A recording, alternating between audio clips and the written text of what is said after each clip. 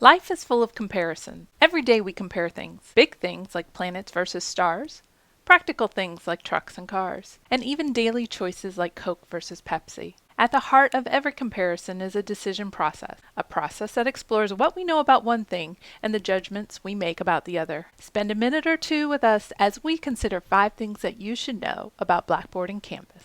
The first difference to consider has to do with course content and availability. With Blackboard, course availability dates were set by the college. The default setting was for the course to be available to students on the first day. Teachers were free to then adjust the availability of course content as they saw fit by adjusting availability dates. In Canvas, the default setting is unpublished, which means even if it is the first day of class, students won't be able to see the content unless the professor has published the course. Furthermore, every building block in the course, from pages to modules to the overall course, must be published to allow users access to the content. So don't forget to publish your content. Next on our list is the syllabus. In Blackboard, our syllabus contracts were often documents, PDFs, or even web links that connected students to syllabus content containing the course policies and requirements. In Canvas, each course contains a syllabus feature in the course menu with a built-in framework of information. In this framework, students have access not only to the content of the syllabus, but also to an interactive course calendar and the course summary. The course summary is a chronological listing of all coursework and the corresponding due dates. This schedule and corresponding dates are automatically generated for teachers by Canvas. Students can click on any of the items to access coursework.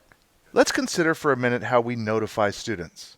In Blackboard, announcements, messages, and emails are commonly used to notify students. Students, however, often only see these notifications when they log in to check the course or their email accounts. Please note, while it has been commonly assumed that students have their phones connected to their Atlas email accounts, the majority of students actually don't. As a result, they often miss notifications unless they are diligently checking their Atlas emails and course notifications and messages. In Canvas, there are some additional tools. In addition to announcements, inbox, and chat, notification preferences can be set by each user. If a student wants to receive a text message by phone, a tweet through Twitter, or an email to his or her favorite email account, he or she can set those preferences.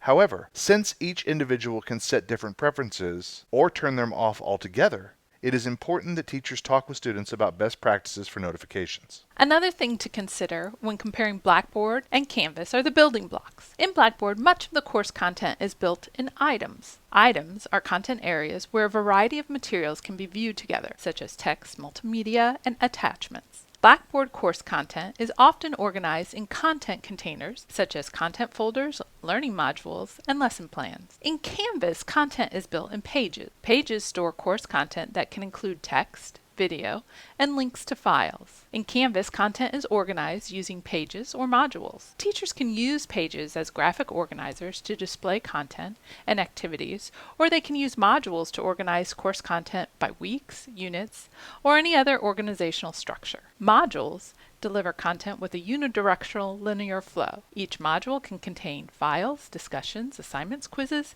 and any other learning materials. When it comes to online conferencing with students, Canvas offers a feature we didn't have with Blackboard, and this tool may open up new doors to how you conduct online office hours. Big Blue Button is a web conferencing system that is native to Canvas. The tool allows for real-time sharing of audio, video, slides, chat, and screen. You can engage students with activities using polling, emojis, breakout rooms, and more. You can have small group video conference calls, and even allow students to initiate video conferences to work in groups themselves. You should give this new feature a look. There are many ways it can enhance your online engagement. Well, that's it for now. Stay tuned though. To help you with your transition to Canvas, we have planned a series of these 5 things you should know videos. If you have questions related to any of today's content or anything else related to Canvas, please feel free to let us know by visiting your local campus Center for Teaching and Learning Innovation. Have a good day.